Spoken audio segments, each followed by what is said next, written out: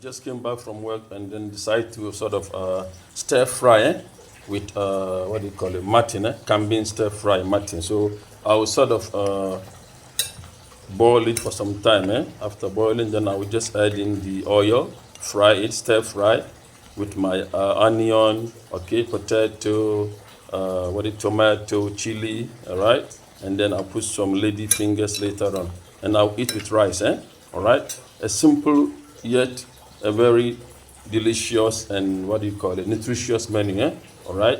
Stir fry, Cambin stir fry, Cambin. Hari ini kita masak Cambin, Cambin stir fry hari ini, alright.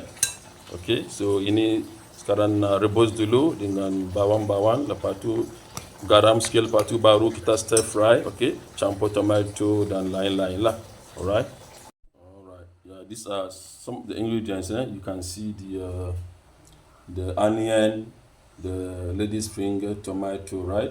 So I'm still trying to boil the, what do you call it, the mutton, the Cambin too. Sidan dini.